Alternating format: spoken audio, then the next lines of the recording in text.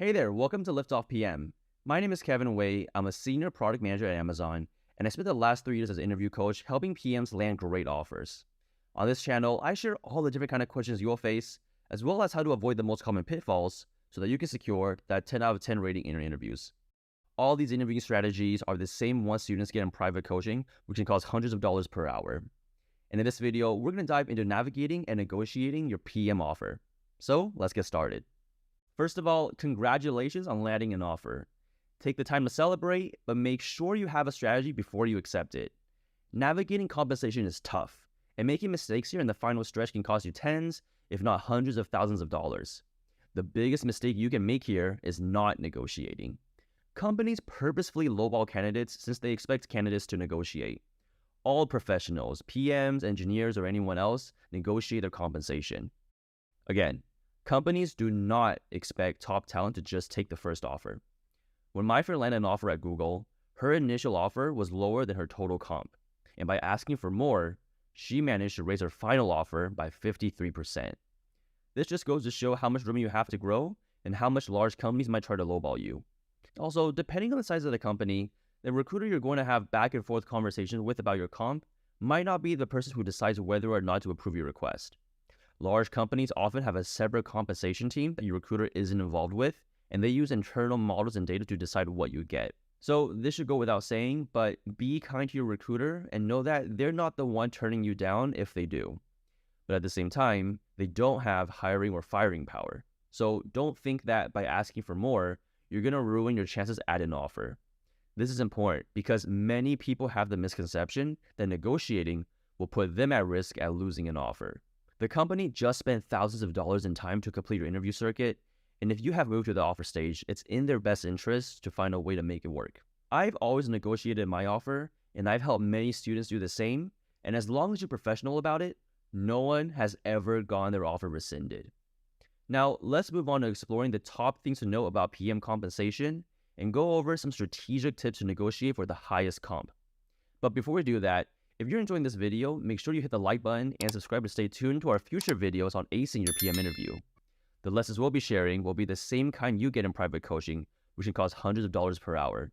Thanks for the support. Now let's keep going. Let's start with the basics and understand the components of PM compensation. Compensation typically consists of three parts: base salary, bonus, and equity. The base salary is the cash you receive for your job, usually every other week deposited in your bank account. The bonus is typically performance-based, that's paid out on an annual basis. Equity, on the other hand, is ownership in the company, which can come in the form of stock options or restricted stock units, or RSUs. The most important thing to do before negotiating your compensation is to research market rates for your role and your level. This will help you understand what other companies are paying for similar roles and ensure that you're asking for a fair salary. There are several websites like Levels.fyi and Glassdoor that provide information on average salaries for PMs. While it's essential to know your value as a PM, it's also important to know what you bring to the table. Understand how your past achievements, like successful product launches or revenue growth, align with the company's goals. And be prepared to articulate how you will continue to add value to the company to make your compelling case for your desired comp package. I have a friend who was asked, why should we give you a higher than standard comp package? So hopefully as a part of your behavioral interview prep, you already have something top of mind to say here. Now on to the tactics. Tip 1, don't be the first to share a number. In your recruiter screen, they might ask you to touch on comp a bit. They might ask you about your expectations or your current compensation, but never share numbers first. And I repeat, never share numbers first. I have many friends and colleagues who share their expected comp first, only later to find out that they lowball themselves. You can always negotiate higher comp, but it's hard to do so if you yourself already told them that you're okay with a lower amount first. If pressed early in the process, emphasize that you're considering the role holistically and you're eager to see how the rest of the interviews go to determine if it's a good match. Once you land the role, you still should not be the first to name a number. If pressed, you can say that your expectations are at the top of the band, which brings us to tip 2, ask for the compensation range. What you should do is ask your recruiter for the salary range for the role. In some locations, it's actually legally required for them to provide this. I've had instances where I had to have a lot of back and forth before they disclosed this, but the end state has always been them sharing the band. You can say something like, I'm curious if you can share the compensation range. Is that something you can do? Getting the range will also help you understand if the role is paying too low for you to seriously consider, and then you'll save time for everyone. Tip 3. Negotiate based on total compensation.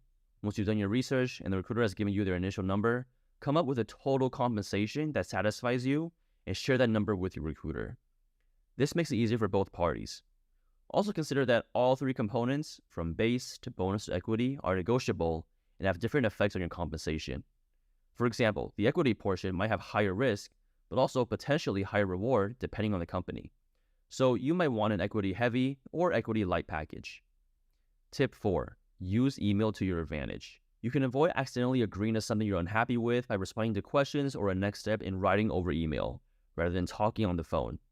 It's all too easy to agree to something on a call since these situations easily make people nervous. If you know this may be you, tell your recruiter that you'll think it through, maybe consult a mentor, and then respond by X date. Also, know that recruiters will rarely send you numbers over email, and this is because they don't want to make it easy for you to send your written offer to other companies and shop around. So once the recruiter gives you comp details, you can try sending them an email with the numbers and asking them to confirm them.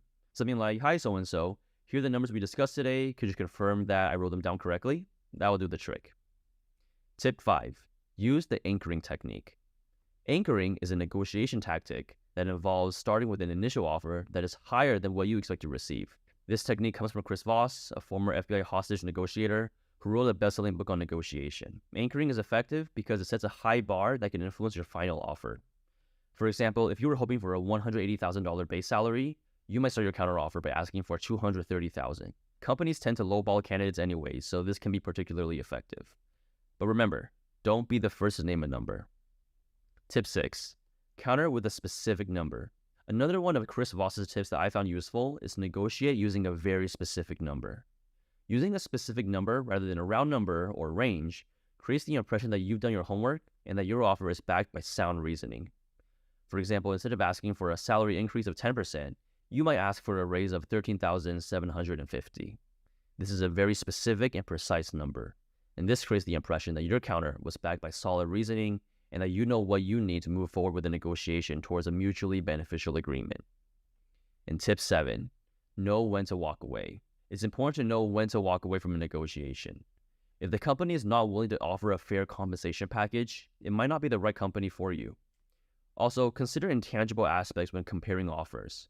For example, if you're reporting to a leader who you think is stronger, or if you think that the opportunity to work from home could be appealing to you, these might be aspects you value when comparing roles. At the end of the day, remember that there are many companies out there that value PMs and are willing to pay competitive salaries. So in summary, don't be afraid to negotiate. Companies always expect top talent to negotiate, and if you do so professionally, there is close to zero chance you get your offer rescinded because they've already spent thousands of dollars on evaluating you. Do your research, know your value, and be able to back up why you think you deserve a higher compensation package. Never be the first to name a number, and start with a high counteroffer, ideally one that's very precise. Use email to your advantage to get things in writing, and know when to walk away. And that concludes this video. I hope this video helped you understand the key tactics to effectively negotiate. Good luck, and if you found this LiftoffPM video valuable, consider joining our community by clicking the join button below. By joining, you'll unlock valuable PM interview lessons, get access to exclusive posts, and be a part of a private community of PMs preparing for interviews. These lessons give you the same material students get when they pay for private coaching, which can cost hundreds of dollars per hour. Keep up the great work. I can't wait to see what you accomplish, and I'll see you in the next LiftoffPM lesson.